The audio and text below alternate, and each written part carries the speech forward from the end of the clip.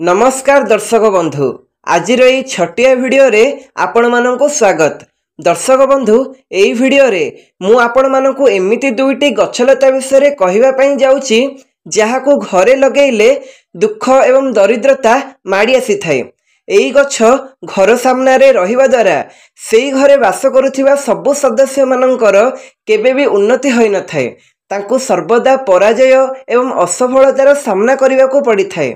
दर्शक बंधु ज्योतिष शास्त्र अनुसार वृक्ष तथा गछलता आम भवनर सौंदर्य को बढ़ाई थांती, ता सहित एमाने वातावरण को शुद्ध रखि थांती। वृक्ष मानक ठारू सकारात्मक ऊर्जार संचार होता है, जहाँकि आम जीवन पाई अत्यंत आवश्यक अटे। वृक्ष माने नकारात्मक शक्ति को कम करी सकारात्मक शक्ति को वृद्धि करिबारे सहायता करि थांती। निज घर सामना रे शुभ वृक्षलता लगेवा द्वारा घरर उन्नति होता है। ता सहित घर सामना रे एई वृक्षलता रहिबा द्वारा आपणक घरर किछि वास्तुदोष नष्ट होता है। एमिति किछि वृक्षलता अछि जहाकू आपणक अगणारे लगेवा द्वारा यह भगवान सहित समान होता है एवं आम घर को आसुथिबा समस्त नकारात्मक शक्ति को रोकी देई थांती। सेथिपई पुराण शास्त्र रे आम घर अगणारे किछि शुभ वृक्षलता रहिबार उल्लेख करा जायछि। तेबे आजिर एई वीडियो माध्यम रे मु आपण माननकु कहिबी कि घर सामना रे केउ सब वृक्षलता रहिबा दरकार एवं केउ सब वृक्षलता न रहिबा दरकार। जेमिति किछि वृक्ष को शास्त्र रे शुभ माना जाए, ठीक सेही परि वास्तुशास्त्र रे किछि गछ को अशुभ माना जाई थाए। एई दुईटी गछ निज सीमारे रहिबा द्वारा आपणक घर को दुख दारिद्रता माड़ी आसी थाए। ठीक सेही परि केतक वृक्ष जदि आपणक घर सामना रे रही थांती तेबे आपणक धनजनित समस्यार सामना करबाकू पड़ी पारे एवं आपणकर शत्रु मध्य वृद्धि होई थांती। सेथिपई जदि आपण माने निज जणातरे किंबा अजाणतरे आपणक घर सामना रे एई सब वृक्षलता लगाउचंती तेबे आजि ठारू ही ताकू उपाड़ी फोपाड़ी दियंतु। तेबे आसंतु जानिबा मनुष्य को केउ वृक्षलता लगेबा उचित एवं केउ वृक्षलता लगेबा अनुचित होइथाय। सेथिपई आपण भिडियोटी को संपूर्ण शेष पर्यंत देखंतु।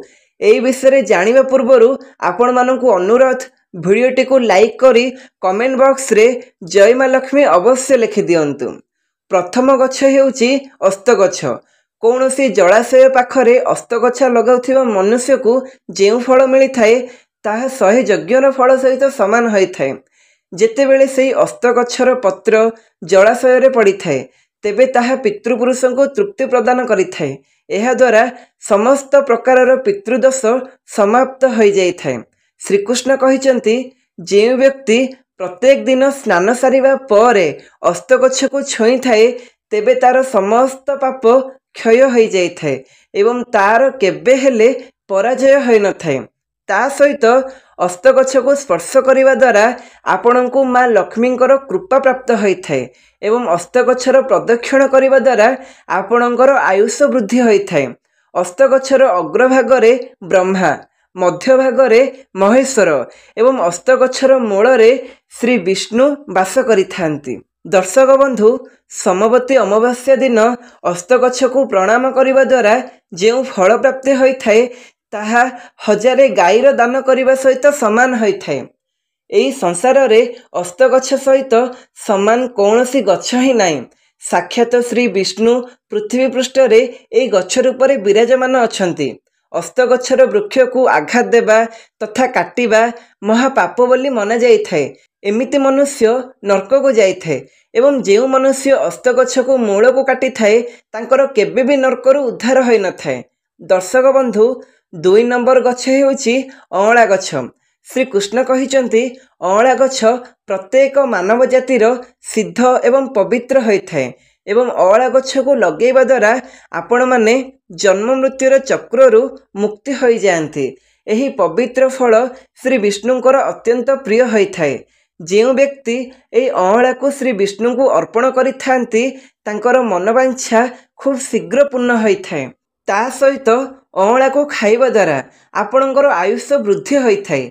एवं अँलार जल को पीवा द्वारा आपणक समस्त पापर मुक्ति मिलता है एवं अँला को जल में मिसई स्नान करने द्वारा आपणकर जन्म जन्मांतर पाप नाश होता है एवं आपणक मनरु समस्त नकारात्मक चिंता दूर हो जाए। जो घरे अँला सदा सर्वदा उपलब्ध थाए से घरे केबे भी राक्षस प्रकृति प्रवेश करि पारि न थाए। जदि आपण को एकादशी दिन अँला मिल जाए तेबे आपणकर कोटि जन्मर पाप नाश होई पुण्यफल प्राप्त होता है। दर्शक बंधु केशरे अँला रस लगेवा द्वारा आपण को मर्त्यमंडलर पुनर्बार जन्म हो न थाए एवं घरर सामने अँला गछ रही थाए तेबे माँ लक्ष्मी एवं श्री विष्णु से घरे स्थिर भाव में बास करिथांती। तृतीय नंबर गछ हेउची अशोक गछ। हाँ दर्शक बंधु पद्म पुराण अनुसार अशोक गछरे अप्सरा मानकर बास होता है। यही वृक्ष को निज घर सामने लगेवा द्वारा घरे सकारात्मक ऊर्जा वृद्धि पाई थाए एवं घर नकारात्मक शक्ति सबुदिन दूर हो जाए। माँ लक्ष्मी जेतेबेले सीतांक रूप में अवतार नहीं तेबे रावण द्वारा अपहरण होइथिले तांकर वास अशोक बाटिकार थिला। अशोक गछ माता सीतांकर बहुत सेवा करिथिले सेथिपाई माता सीता अशोक गछ को यही वरदान देइथिले जो स्थान रे अशोक गछ रहिथिबो सेही स्थान रे माँ लक्ष्मींकर वास हेबो। चतुर्थ नंबर गछ हेउची निम्ब गछ। जदि आपणक घर सामने निम्ब गछ लगाउचंती तेबे सूर्यदेव आपणक उपरे प्रसन्न होइथांती। एही गछ को लगेଇବା द्वारा आपणकर नाना प्रकार रोगर मुक्ति मिलता है।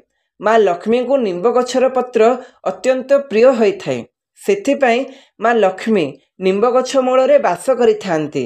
निज घर सामने निम्ब गछर रोपण करने द्वारा आपण को जीवन में केबे भी धनर अभाव रही न थाए।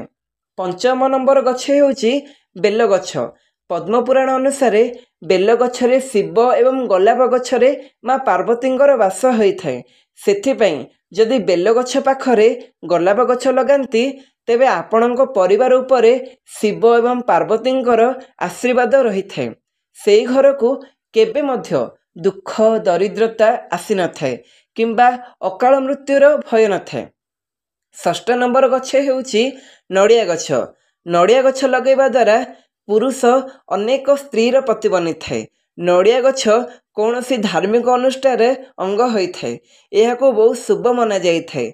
घर सामने जदि नड़िया गछ रही थाए तेबे सेही घर को बहुत सकारात्मक शक्ति प्रवेश करि थाए।